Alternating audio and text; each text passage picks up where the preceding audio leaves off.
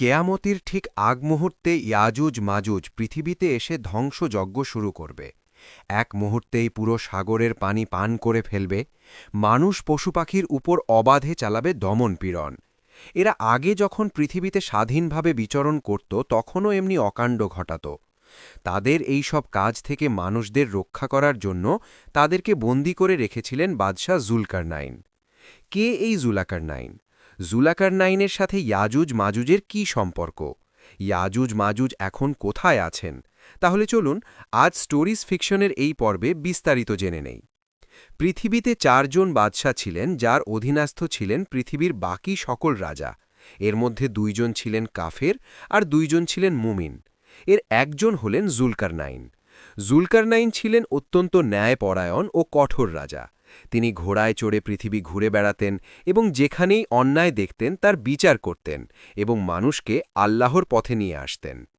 তার নিয়ম ছিল, যে ভালো কাজ করবে আমি তাকে বিশাল পুরস্কার দিব, যে খারাপ কাজ করবে, দুর্নীতি করবে, আমি তাকে শাস্তি দিব।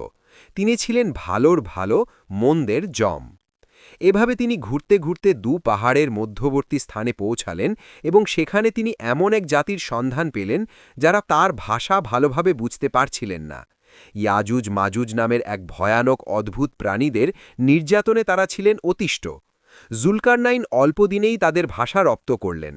এরপর তারা বললেন, হে জুলকারনাইন, ইয়াজুজ ও মাজুজ দেশে অশান্তি সৃষ্টি করেছে। আপনি বললে আমরা আপনার জন্যে কিছু কর ধার্য করব, এই শর্তে যে আপনি আমাদের ও তাদের মধ্যে একটি প্রাচীর নির্মাণ করে দেবেন। জুলকারনাইন উত্তর দিলেন, তোমাদের টাকার আমার কোনো দরকার নাই। আল্লাহ আমাকে যা দিয়েছেন তা যে কোনো সম্পদের চেয়ে উত্তম। আমি তোমাদের সাহায্য করব। যদি তোমরা তোমাদের জনবল দিয়ে আমাকে সাহায্য করো, আমি তোমাদের ও তাদের মাঝে একটা নিশ্ছিদ্র প্রাচীর তৈরি করে দেব। এখন প্রশ্ন আসে, কারা এই ইয়াজুজ মাজুজ? ইয়াজুজ মাজুজ হল নূহ আলাইহিসসালাম এর ছেলে ইয়াফেসের বংশধর। ওরা ছিল হিংস্র মুশরিক। অতঃপর লোহা এবং তামা দিয়ে তিনি সেখানে এক নিশ্ছিদ্র নিরাপত্তা বেষ্টনী তৈরি করে দিলেন। আর সেই প্রাচীরে হাজার হাজার বছর ধরে একটা পাশবিক জাতি আটকে পড়ে আছে। তবে তারা কেয়ামতের আগে ঈসা আলাইহিসসালামের সময় পৃথিবীতে আগমন করবে। পবিত্র কোরআনে উল্লেখ আছে, এটা আমার পালনকর্তার অনুগ্রহ। যখন আমার পালনকর্তার প্রতিশ্রুত সময় আসবে তখন তিনি একে চূর্ণ বিচূর্ণ করে দেবেন এবং আমার পালনকর্তার প্রতিশ্রুতি সত্য। কাহাফ। অর্থাৎ ওই প্রাচীর ভেঙে তারা একদিন বেরিয়ে আসবে। কিন্তু এখন প্রশ্ন হল, এত পোক্ত প্রাচীর ভেদ করে তারা কিভাবে বেরিয়ে আসবেন? আবু হুরায়রা রাদিয়াল্লাহু থেকে বর্ণিত, প্রাচীরের বর্ণনা দিতে গিয়ে নবী করিম সাল্লাল্লাহু আলাইহি ওয়াসাল্লাম বলেন, অতঃপর প্রতিদিন তারা প্রাচীর ছেদন কার্যে লিপ্ত হয়। ছিদ্র করতে করতে যখন পুরোটা উন্মোচনের উপক্রম হয় তখনই তাদের একজন বলে, আজ তো অনেক করলাম, চল বাকিটা আগামীকাল করব।